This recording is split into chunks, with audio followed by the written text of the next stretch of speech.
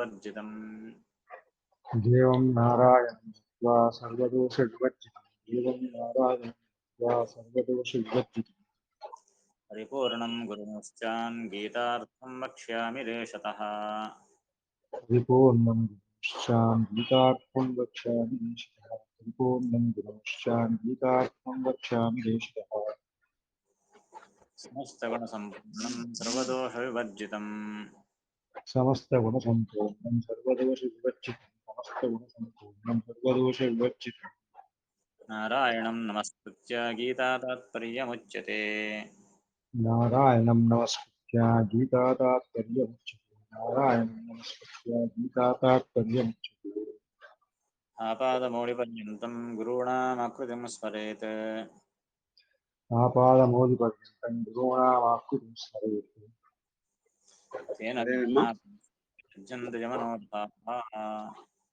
तेन विघ्नाः प्रणश्यन्ति सिद्ध्यन्ति च मनोरथाः వరకు ఏం చెప్తున్నారు? సాంఖ్యయోగ శబ్దములకు అర్థం చెప్పారు. గీతా శ్లోకంలో వచ్చినటువంటి సాంఖ్య యోగ శబ్దాలకు అర్థాన్ని చెప్పారు. ఏమి లోకంలో ప్రసిద్ధమైనటువంటి సాంఖ్య శాస్త్రము యోగ శాస్త్రము అని ఇక్కడ అర్థం తీసుకోకూడదు. సాంఖ్యం అంటే జ్ఞానము అని అర్థము, యోగం అంటే ఉపాయం అని అర్థము అని చెప్పి దానికి సమర్థనగా అనేక యుక్తులను కూడా ఇచ్చి అనేక ప్రమాణాలను ఇచ్చి ఇదే అర్థాన్నే ఇక్కడ చెప్పాలి అని సమర్థించారు. మరికొన్ని కారణాల వల్ల కూడా ఇక్కడ చెప్పినటువంటి సాంఖ్యయోగ శాస్త్రాలు కావు అనే మాటను సమర్థిస్తూ ఉన్నారు. బ్రహ్మతర్క తర్కశాస్త్రం ब्रह्मतर्कः तर्कशास्त्रं ब्रह्मतर्कः तर्कशास्त्रं విష్ణునా యత్సమీరితం विष्णुना यत्समीरितं विष्णुना यत्समीरितम् అక్షపాదకణాదౌ చ अक्षपादकणादौ च సాంఖ్యయోగౌ చ హేతుకాః साङ्ख्ययोगौ च हेतुकाः साङ्ख्ययोगौ च हेतुकाः బౌద్ధపాశుపతాద్యాస్తు बौद्धपाशुपताद्यास्तु बौद्धपाशुपताद्यास्तु పాషండా ఇది కీర్తితాః पाषण्डा इति कीर्तिताः पाषण्डा इति कीर्तिताः మీమాంసా త్రివిధా ప్రోక్తా मीमांसा त्रिविधा प्रोक्ता मीमांसा त्रिविधा प्रोक्ता బ్రాహ్మీ దైవీ కార్మికీ ब्राह्मी दैवी च कार्मिकी ब्राह्मी दैवी च कार्मिकी బ్రహ్మతర్కం చ మీమాంసాం ब्रह्मतर्कं च मीमांसां ब्रह्मतर्कं च मीमांसां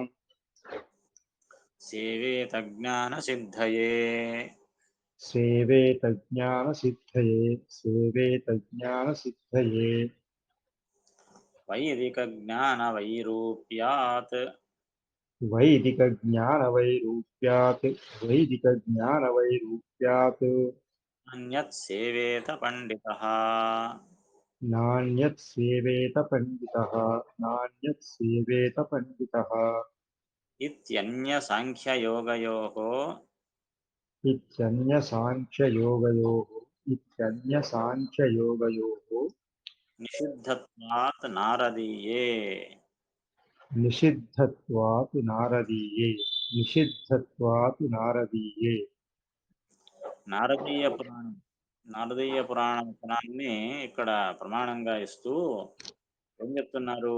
ఇది అన్య సాంఖ్య యోగయోః నిషిద్ధత్వాత్ నారదీయే అన్నారు.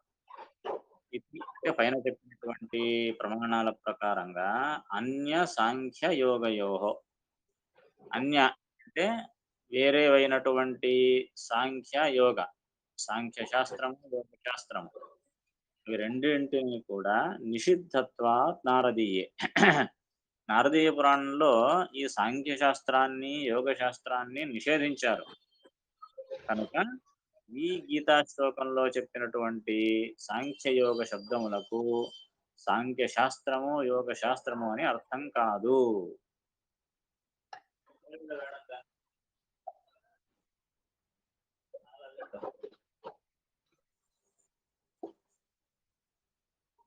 ఏమిటి పై ప్రమాణం ఏం చెప్తోంది అంటే బ్రహ్మతర్క తర్కశాస్త్రం విష్ణునాయత్ సన్నిహితం. అనేక శాస్త్రాల గురించి ఇక్కడ చెబుతూ ఉన్నారు నారదీయ పురాణంలో.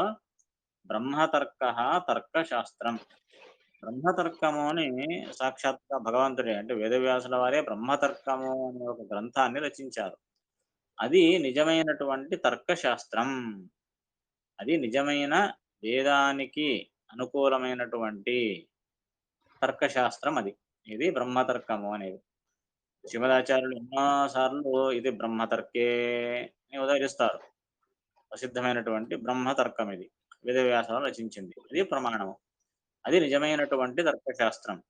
వేదానికి అనుకూలమైనటువంటి తర్కశాస్త్రం. ఇది బ్రహ్మతర్కః.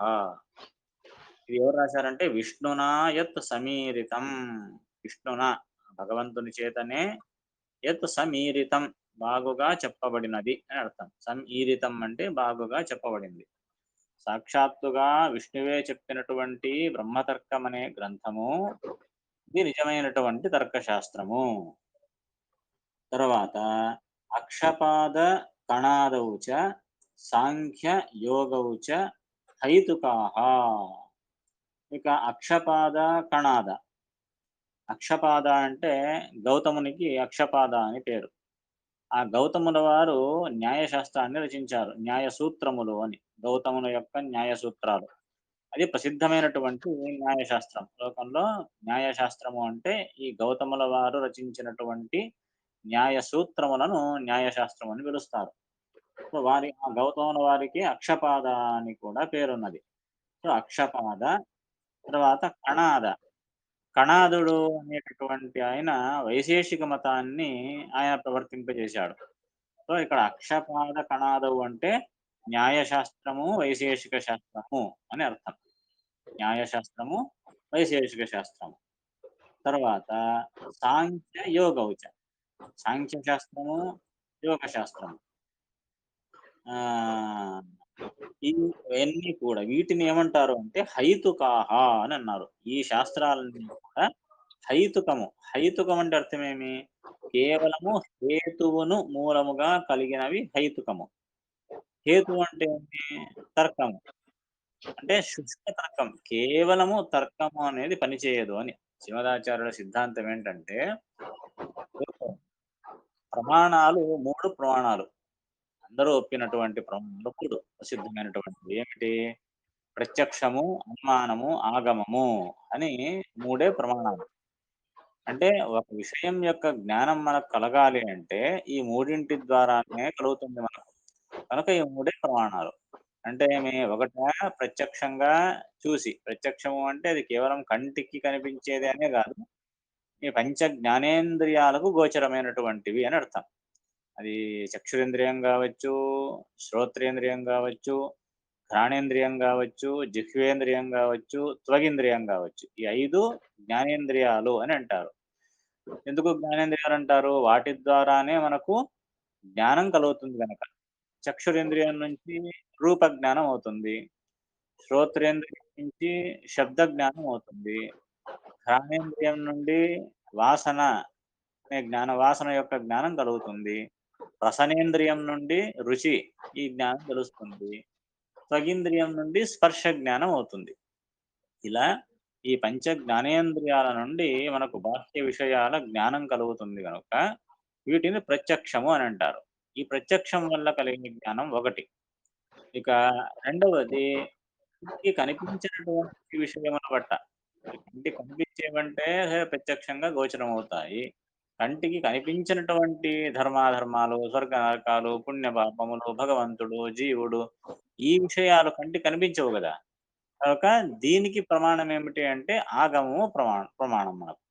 అంటే వేదాలు, స్మృతులు ఇవి ప్రమాణము. కనుక ఇది రెండవ ప్రమాణము ఆగమము. ఇక మూడవది అనుమానము అని అంటారు. అనుమానము అంటే అర్థం ఏమిటి? అనుమానం అంటే మనం వ్యవహారంలో చెప్పేటటువంటి అనుమానము డౌట్ అనే అర్థం కాదు. అనుమానము అంటే శాస్త్రములో అనుమానం అంటే అర్థం ఏంటి? లాజిక్ అని అర్థం చేసుకోవచ్చు. లాజిక్‌ని అనుమానము అంటారు. అంటే కంటికి కనిపించే ఒక పదార్థాన్ని చూసి కంటికి కనిపించని ఒక పదార్థాన్ని ఊహిస్తాం. దూరంగా ఎక్కడో పొగొస్తోంది. పొగను చూసి ఏమంటాం? ఓహ్! అక్కడ అగ్ని ఉన్నది అని అంటాం. అగ్నిని చూడలేదు నువ్వు. కేవలం చూసింది పొగను. కానీ పొగను చూసి ఏమని ఊహించావు? అక్కడ అగ్ని ఉంటుంది అని ఊహించావు. దీన్నేమంటారు? అనుమానము అని పిలుస్తారు. అనుమాన జ్ఞానం. సో, ఇవి 3 ప్రమాణాలు. ప్రధానమైనటువంటి ప్రమాణాలు. ఇలా గుర్తుంచుకోవాలి.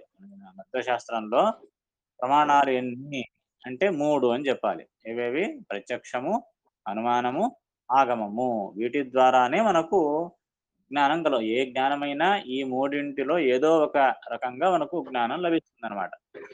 ఆ విధంగా ఈ ప్రత్యక్షము అది స్వయం ప్రమాణం. ఆగమము కూడా స్వయం ప్రమాణము. కానీ ఈ అనుమానం ఉన్నది కదా! ఇది స్వతంత్రంగా ప్రమాణం కాదు. ఈ అనుమానానికి ప్రత్యక్షం యొక్క బలమైనా ఉండాలి. లేదా ఆగమం యొక్క బలమైనా ఉండాలి. అంటే ఇప్పుడు మనకు ఉదాహరణ చూసాము. దూరంగా పొగను చూసి అగ్నిని ఊహించాం. అంటే అగ్ని యొక్క జ్ఞానం కలిగింది మనకు. ఎలా కలిగింది? పొగ ద్వారా కలిగింది. ఆ పొగ యొక్క జ్ఞానం ఎలా కలిగింది మనకు? ప్రత్యక్షం వల్లనే గదా!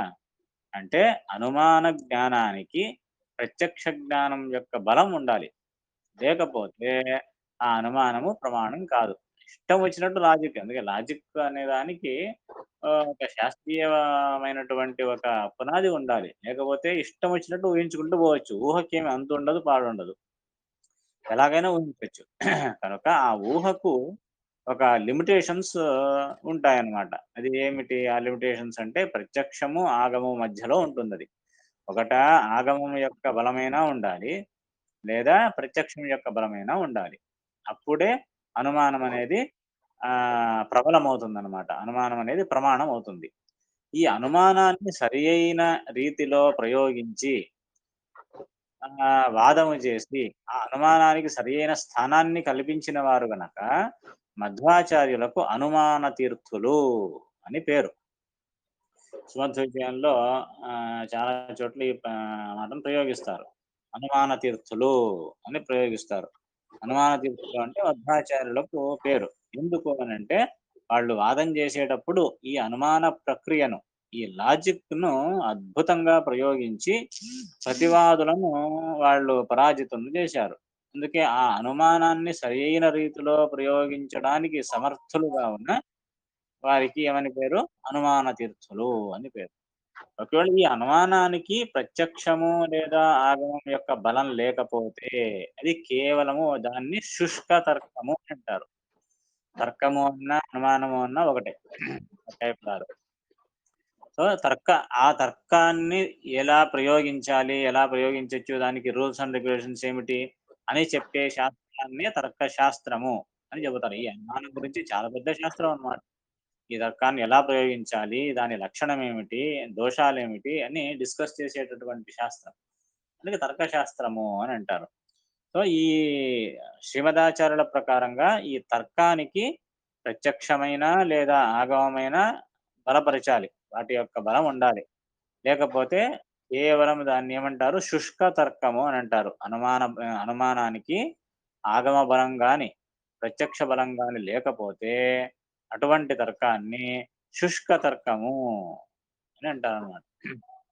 అంటే ఇల్లాజికల్ అనమాట. లాజిక్ లేకపోతే అది శుష్క తర్కము.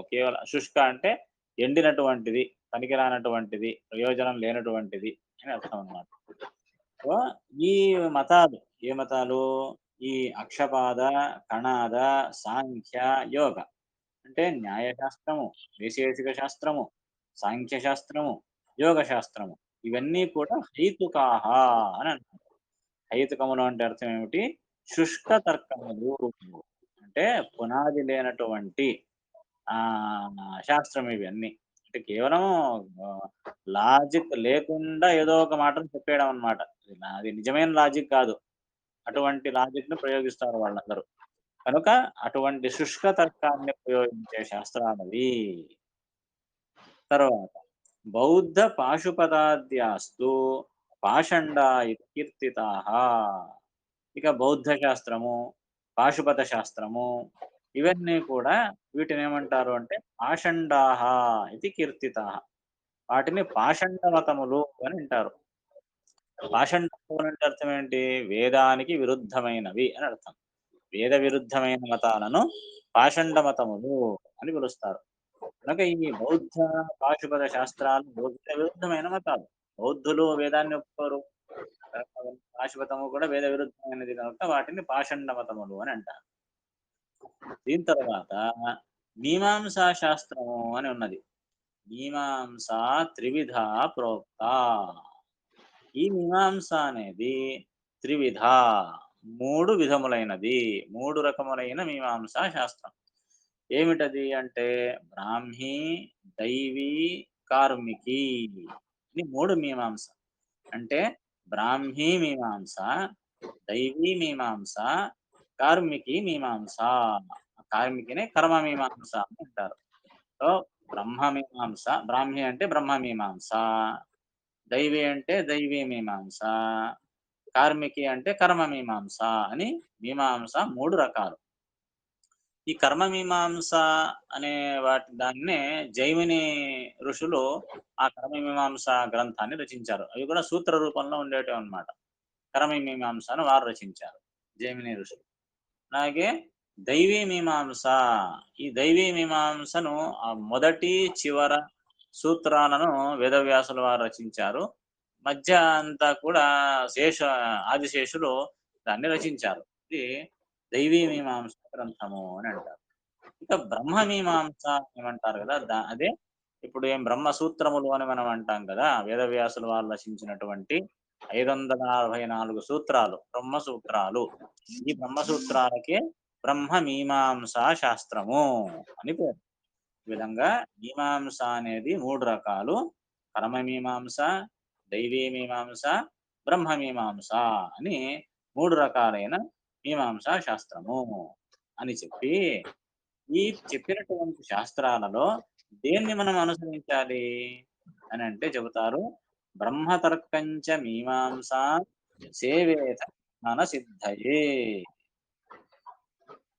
బ్రహ్మతర్కము, మీమాంస. బ్రహ్మతర్కం అంటే ఏది? మొదట చెప్పారు గదా! సాక్షాత్ భగవంతుడే రచించినటువంటి తర్కశాస్త్రము బ్రహ్మతర్కము. ఆ బ్రహ్మతర్కము, మీమాంస. ఈ 3 రకాలైనటువంటి మీమాంస. వీటిని సేవేత. వాటిని సేవించాలి. అంటే వాటిని అధ్యయనం చేయాలి. దేనికి? జ్ఞాన సిద్ధయే. జ్ఞానం కొరకు ఈ బ్రహ్మతర్కాన్ని, మీమాంస శాస్త్రాన్ని అధ్యయనం చేయాలి. మరి మిగిలినవి ఈ న్యాయశాస్త్రము, వైశేషిక శాస్త్రము, సాంఖ్య, యోగ శాస్త్రము, బౌద్ధ శాస్త్రము, పాశుపత శాస్త్రము వీటన్నిటిని వద్దు అంటారు. వైదిక జ్ఞాన వైరూప్యాత్ నాణ్యత్ సేవేత పండితః. అవి మిగిలినవి అంటే బ్రహ్మతర్కము, మీమాంస కాకుండా మిగిలిన శాస్త్రాలున్నాయి గదా! అవి వైదిక జ్ఞాన వైరూప్యాత్. అవన్నీ కూడా వైదిక జ్ఞానమునకు, వైదిక జ్ఞానం అంటే వేద సంబంధమైన జ్ఞానం. వేద స వే వేద జ్ఞానానికి అవి వైరూప్యము. వైరూప్యం అంటే విరుద్ధం. వేద జ్ఞానానికి విరుద్ధంగా ఉన్న కారణము వల్ల అన్యత్ న సేవేత పండితః. పండితుడైన వాడు లేదా పండితుడు కావాలనుకునేవాడు అన్యత్ న సేవేత. వేరే వాటిని సేవించరాదు. వేరే వాటిని అంటే ఈ న్యాయశాస్త్రాదులను. వాటిని న సేవేత సేవించరాదు. అంటే వాటిని అనుసరించరాదు అని అర్థం. అధ్యయనం చేయొచ్చు. అసలు దాంట్లో ఏముందో తెలుసుకోకపోతే పూర్వపక్షం అర్థం కాకపోతే ఆ సిద్ధాంతం అర్థం కాదు గదా! కనుక వాటిని తెలుసుకోవడానికి చదవచ్చు. కానీ వాటిని అనుసరించరాదు. అనుసరించేది దేన్ని అనుసరించాలి? ఈ బ్రహ్మతర్కాన్ని, మీమాంసా శాస్త్రాన్ని అనుసరించాలి గానీ, వాటిని కేవలం చదవాలంతే. వేరే శాస్త్రాన్ని ఎలా మనము ఖండించడానికి చదువుతామో ఆ విధంగా అన్నమాట. కేవలం వాటి జ్ఞానం కొరకు చదవచ్చే తప్పనిస్తే, అనుసరించడానికి వాటిని అధ్యయనం చేయరాదు. ఇది నారదీయ పురాణంలో చెప్పినందువల్ల ఇప్పుడేం ప్రసంగం వచ్చింది వీటిని చెప్పడానికి అంటే చూడండి దీంట్లో సాంఖ్య యోగ శాస్త్రములను నిందించినట్లయిందా లేదా? నారదీయ పురాణంలో సాంఖ్య యోగ శాస్త్రములను నిందించారు. హైతుకాహ అని నిందించారు. కేవలము శుష్క తర్కాన్ని అనుసరించే గ్రంథాలు అని నిందించారు. మరి అటువంటి సాంఖ్యయోగ శాస్త్రములను ఈ గీతలో ఎందుకు పొగుడుతారు? గీతలో దాన్ని ప్రశంసించే సందర్భం రాదు గదా! నేను చెప్పినటువంటి గీతా శ్లోకంలో సాంఖ్యయోగ శబ్దములకు ఆ శాస్త్రములు అని అర్థం కాదు. ఇంతకుముందు చెప్పినట్లుగా సాంఖ్యం అంటే జ్ఞానము, యోగం అంటే ఉపాయము అని అర్థం చేసుకోవాలి అని చెప్తున్నారు. చెప్పిన తర్వాత మరొక మాట నేను చెప్తున్నాను చూడండి. సాంఖ్యస్య నిరీశ్వరత్వాత్ సాంఖ్యస్య నిరీశ్వరత్వాత్ ఉక్తత్వాచ్చ ఈశ్వరస్య. ఉక్తత్వాచ్చ ఈశ్వరస్య ఉక్తత్వాచ్చ ఈశ్వరస్య ఇంకొక కారణం కూడా చెబుతూ ఉన్నారు. ఏమని? సాంఖ్యస్య నిరీశ్వరత్వాత్. సాంఖ్య శాస్త్రమేమో ఏం చేస్తోంది? అది నిరీశ్వరము. అంటే నిరీశ్వర సాంఖ్యం అది. ఈశ్వరుణ్ణి ఒప్పుకోనటువంటి శాస్త్రము సాంఖ్య శాస్త్రము. కానీ ఈ గీత ఎటువంటిది? భగవద్గీత. ఉక్తత్వాచ్చ ఈశ్వరస్య. ఈ భగవద్గీతలో ఏమో భగవంతుని గురించి అద్భుతంగా చెబుతూ ఉన్నారు. మరి సాంఖ్య శాస్త్రమేమో నిరీశ్వరమైనటువంటిది. మరి ఇటువంటి భగవంతుని గురించి తెలిపే గీతలో నిరీశ్వరమైనటువంటి సాంఖ్య శాస్త్రాన్ని ఎలా ప్రశంసిస్తారయ్యా?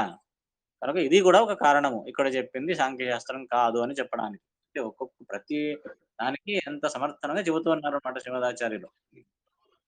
తర్వాత మరొకటి ఇంకో కారణం కూడా చెప్తున్నారు.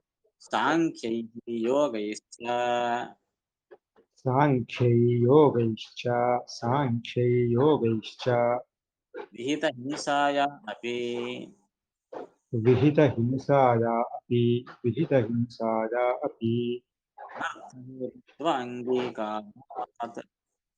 అనర్థహేతుత్వాంగీకారాత్ అనర్థహేతుత్వాంగీకారాత్ మరొక ముఖ్యమైన విషయం ఇక్కడ చెబుతూ ఉన్నారు. సో సాంఖ్యై యోగైశ్చ. ఈ సాంఖ్య శాస్త్రంలో యోగ శాస్త్రంలో ఏం చెబుతున్నారంటే విహిత హింసాయ అతి అనర్థ హేతుత్వ అంగీకార. విహిత హింస విహిత హింసను కూడా ఈ శాస్త్రాలు ఏం చెప్తూ ఉన్నాయంటే అనర్థ హేతు అంగీకార. విహిత హింసను కూడా అనర్థహేతువు అని చెబుతోంది. ఏమిటిది? విహిత హింస ఏమిటి? అనర్థహేతువుని వీళ్ళు చెప్పడం ఏంటి? అనంటే ఇదొక విషయాన్ని స్పష్టంగా తెలుసుకోవాలి. ఏమిటి? మనం అనేక చోట్ల రామాయణంలో, మహాభారతంలో, ఇతిహాసాల్లో వింటూ ఉంటాం. ఏమని?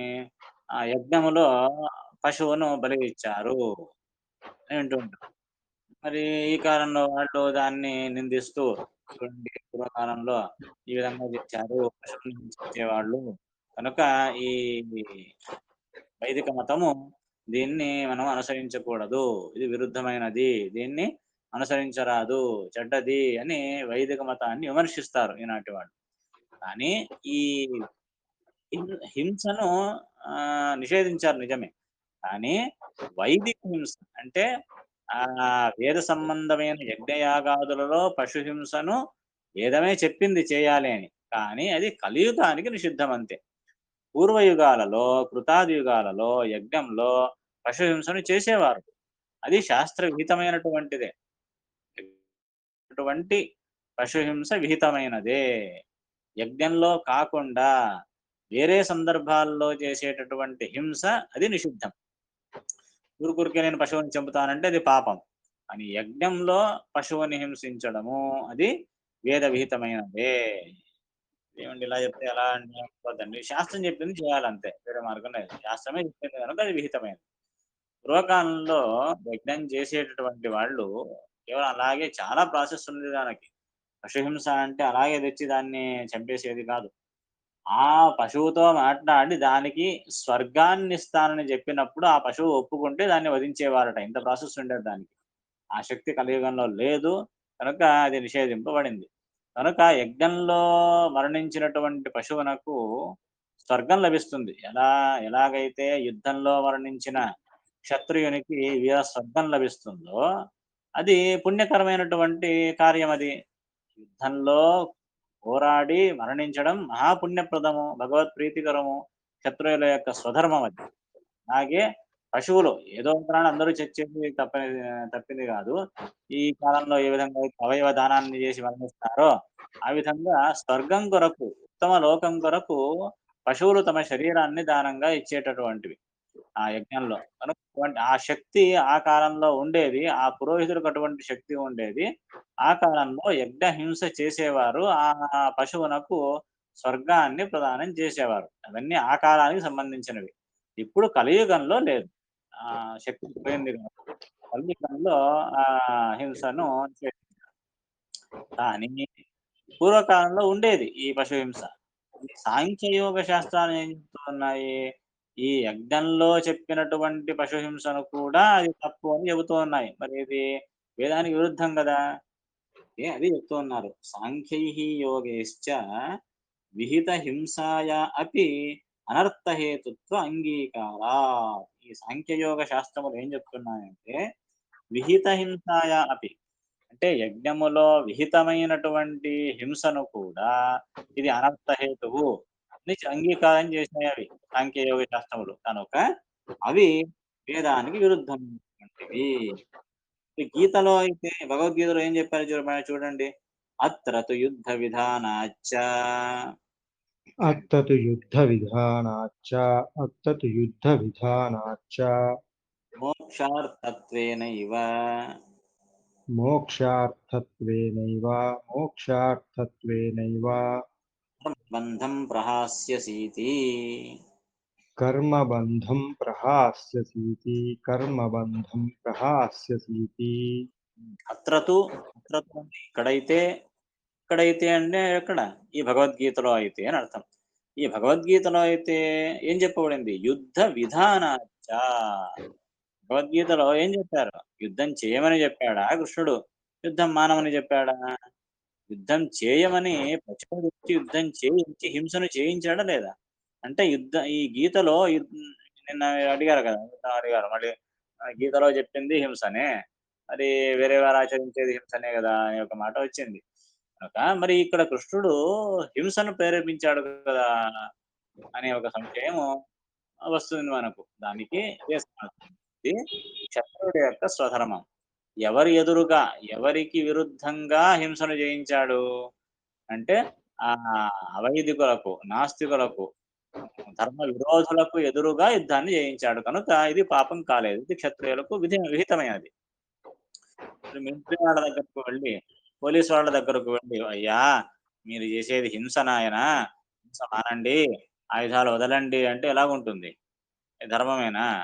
అయ్యా! మిలిటరీ వాళ్ళు, పోలీస్ వాళ్ళు ఆయుధాలు ధరించాల్సిందే. అది వాళ్ళ విహిత ధర్మము. వాళ్ళు ధరించకపోతే మనమందరం నాశనమైపోతాం అంతే. దేశం నాశనమైపోతుంది. ఆ! ఎవరు ఆయుధాలు ధరించాలో, ఎక్కడ ధరించాలో, ఎవరికి ఎదురుగా ధరించాలో వాళ్ళు ధరిస్తే అది న్యాయము.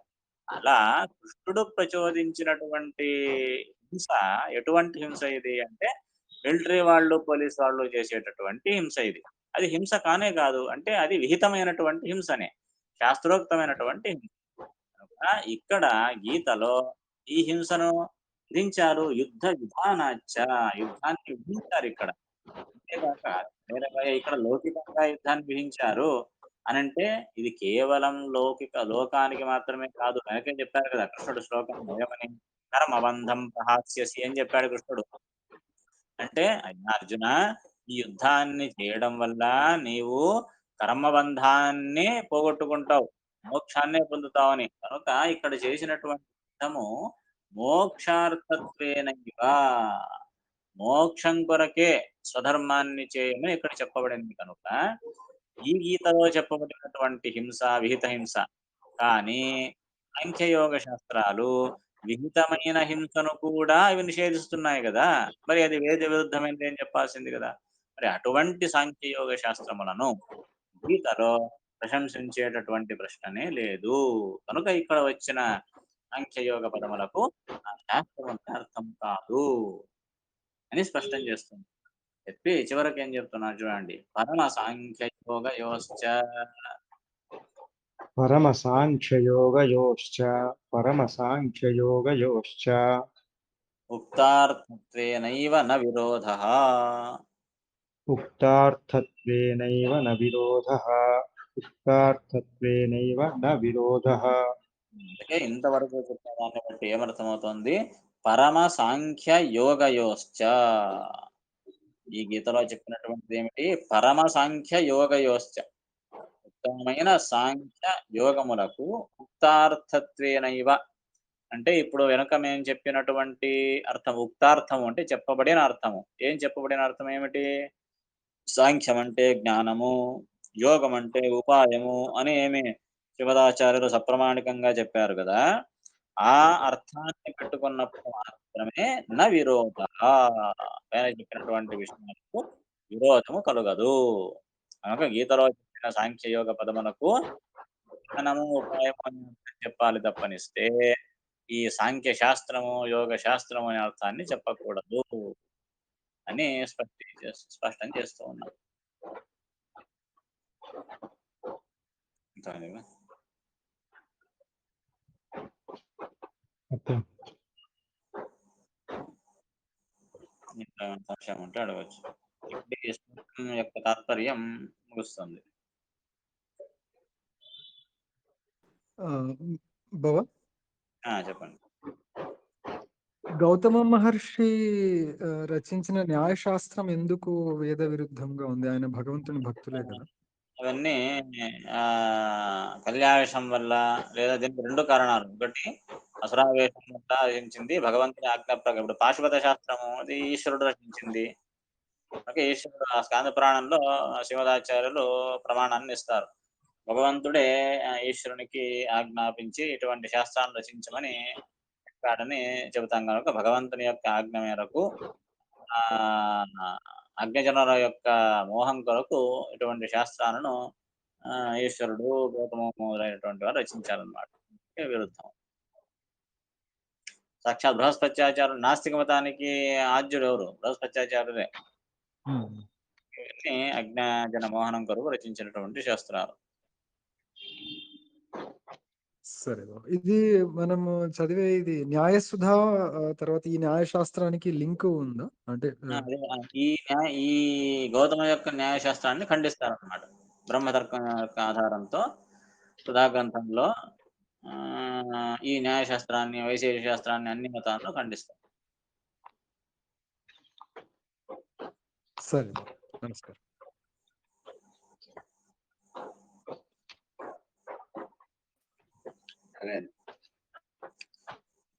నమస్కారం. క్లోజ్ చేస్తాం.